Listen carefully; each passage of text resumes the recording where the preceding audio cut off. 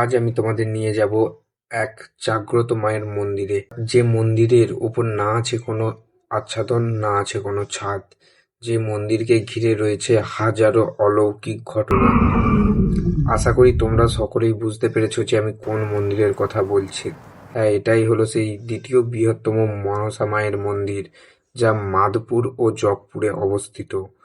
ভারতের আনাচে কোনাচে ছড়িয়ে পড়েছে এই মন্দিরের অলৌকিক ঘটনার কাহিনী। আর আজ সেই দিন, চৈত্র মাসের তৃতীয় মঙ্গলবার, আর এই মনসা মায়ের দর্শন পাওয়ার জন্য আমিও চলে গেছিলাম সেই মনসা মায়ের মন্দিরে। তো হ্যালো গাইজ, কেমন আছো সবাই? তো গাইজ আজকে আমি যাব মাধপুর, জগপুর, ঠিক আছে। মনসা পুজো সেখানে মানে নেক্সট লেভেলের ভিড় হয় গাইজ। সেখানে পুরো একদম মানসিক পাঁঠা দেওয়া থেকে একদম পুজো দেওয়া পুরো নেক্সট লেভেলের ভিড় হয়, কোটি কোটি মানুষের ভিড় হয়। তো চলো আজকে সেখানে যাব, আর আমি এখন রেডি হয়ে নিয়েছি, দেখতেই পাচ্ছো। তো চলো গাইজ, একদম রাস্তায় দেখা হচ্ছে।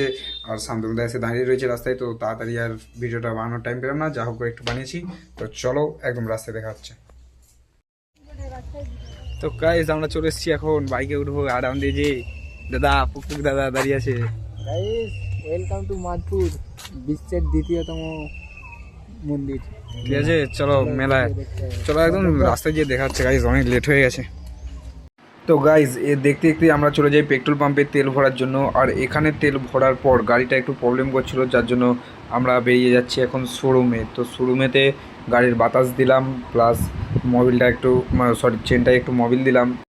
তারপর গাইজ শোরুম থেকে আমরা বেরিয়ে দেখি যে এখানে ঠাকুর যাচ্ছিল গাড়িতে করে, আর নানান রকমের সব মানুষজন, মানে কার্টুনের মানুষ, প্লাস পেছনে রয়েছে শিব, মানে মানুষরা শিব সেজে রয়েছে, রাক্ষস সেজে রয়েছে, মানে দারুণ দৃশ্য একদম।